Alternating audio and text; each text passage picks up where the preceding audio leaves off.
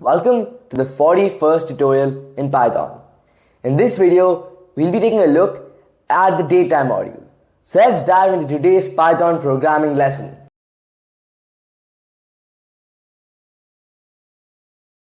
In Python, you can represent just the time without any date using the datetime.time. So let's say you want a meeting at a specific time. So the arguments inside the datetime.time function are hour, which is 14, which is 2 o'clock, minute, 30 minutes, and 0 seconds. So datetime.time 14:30 translates to 2:30 p.m.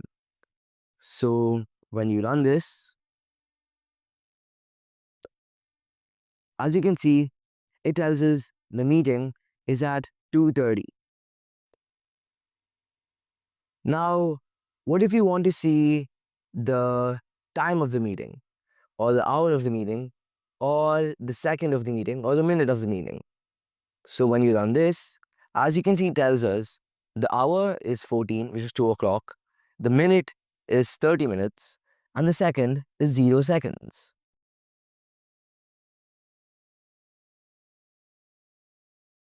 What if you want the current time right now?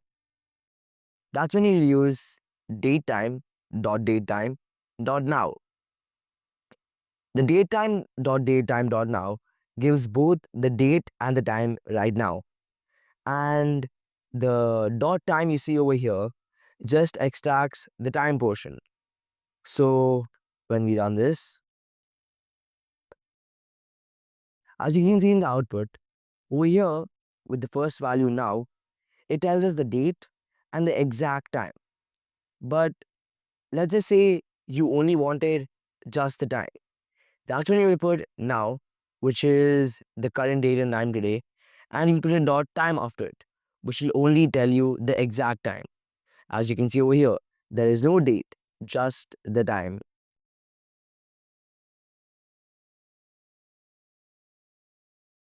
Now, last time we looked at how we can format our dates, but how can we format our time?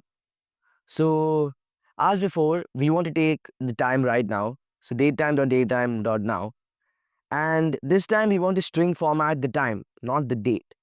So, to string format the time, we have three options. %i means to whether to keep it in the 12-hour format. The %minute tells us to keep it in the minute, and %p tells us AM/PM. So when we run this code, it'll tell us 8:29 AM. It will not tell us. Let's say if we were to do this in the night and we use %i, it will not tell us 29. It will not tell us 21, 20. Instead, it will tell us 8:29 PM. This is how you can format time in Python.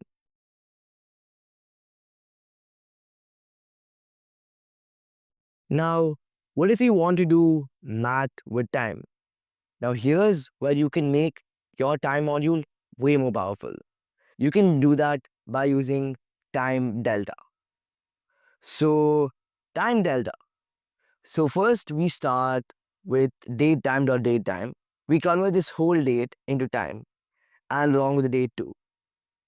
And then we take the end to be the same date, but we change the time. Now we want to find the duration. So as you can see, we stored the date and the time in our start variable and the ending date in our end variable.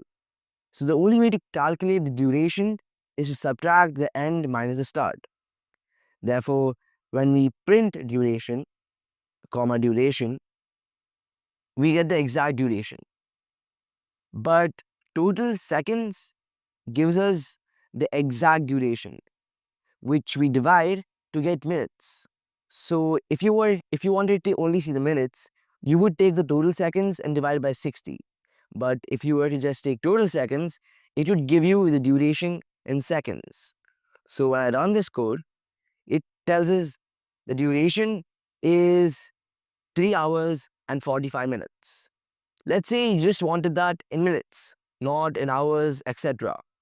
That's when you will put duration.total seconds, which is the total seconds elapsed between the start and the end, and divide that by 60 to get your total amount of minutes. If this video helped you get a grip on the datetime module, make sure to subscribe and hit the like button for more Python programming tutorials.